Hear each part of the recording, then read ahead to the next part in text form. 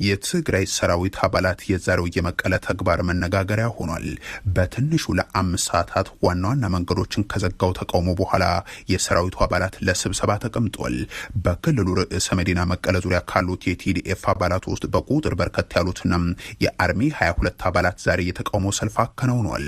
የሰራዊቱ አባላት ዛሬ ጠዋት ዋና የመብት ጥያቄዎቻቸውን ይዘው ነበር ወደ ክልሉ ጊዜያዊ አስተዳደር ቢሮ ያመሩት። የደሞዝና የጥቅማ ጥቅም ጥያቄዎቻችን ይመለሱ፣ የመኖሪያ ቤትና ሌሎች ጥያቄዎች ምልባት ያግኙ፣ ለተሰው የሰራዊቱ ቤተሰብ አባላት ክብር ይሰጥ፣ ሰላም ያስፈልገናል ወዘተ የሚሉ መፈክሮችን ሲያሰሙም ነው የተደመጡት። በጠዋት ሰላማዊ ሰልፈኞቹ መፈክራቸውን እያሰሙ ወደ ትግራይ ጊዜያዊ አስተዳደር ፕሬዝዳንት ጽህፈት ቤት ቢያመሩም ፕሬዝዳንቱ ጀነራል ታደሰ ወረደ የሚሆን ምክትላቸው አቶ አማኑኤል አሰፋ በስፍራው ስላልነበሩ ማግኘት እንዳልቻሉ ኢትዮ ፎረም ሰምቷል። እናም ጥያቄዎቻችንን ሰምቶ መልስ የሚሰጠን ኃላፊ አተናል በሚል እነዚህ የሰራዊቱ አባላት ከ5 ሰዓት ጀምሮ ከመቀለ በሶስት አቅጣጫ ያሉ ዋና ዋና መንገዶችን መዝጋታቸው ታውቋል። ከነዚህ ውስጥ ከመቀለ ወደ አሉላ አባ ነጋ አውሮፕላን ማረፊያ የሚወስደው ዋና የመኪና መንገድን በድንጋይና በአካል ዘግተውት እንደነበርም ተስተውሏል። ይህንን ተከትሎ የሰራዊቱ አዛዦችና ሌሎች አመራሮች ሊያገኟቸው ወደ ስፍራው መጓዛቸውን የገለጹት ምንጮች ይሁን እንጂ ጀነራል ታደሰና የህወሓቱ ሊቀመንበር እንዲያናግሯቸው መጠየቃቸውን ያስረዳሉ። ጀነራሉ ደግሞ መንገዱ በወቅቱ በመዘጋቱ ሳቢያ ወደ ስፍራው መጓዝ በመቸገራቸው ከቲዲኤፍ አባላት ጋር በአዳራሽ ለመነጋገር መልእክት ልከው ከዛም መንገዶቹ ተከፍተዋል ሲሉ ምንጮቹ አክሏል።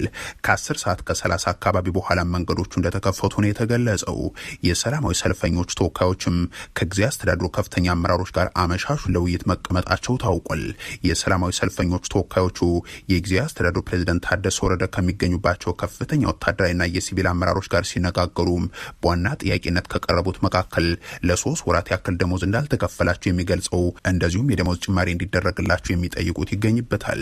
የሆኖ ሆኖ መቀለ ሰራዊትም ይሁን ዜጎች በተነጻጻሪነት መንግስትን ተቃውመው ጥያቄያቸውን በሰላማዊ መንገድ ማቅረብ የሚችሉባት የኢትዮጵያ ከተማ ሆናለች። ዛሬ ነገሩን እንደ ፕሮፓጋንዳ መጠቀሚያነት ሲያስተጋቡት የተስተዋሉት የብልጽግና ደጋፊና ተደጋፊዎች በአዲስ አበባና በሌሎችም ከተሞች መንግስትን መቃወም ቀርቶ መንግስትን በተቃራኒው ለመጠየቅ ሰላማዊ ሰልፍ ለመጨረሻ ጊዜ የተፈቀደውና የተደረገው መቼ ነውን የሚለውን ጥያቄም የመመለስ ፍላጎት እንደማይኖራቸው ነው።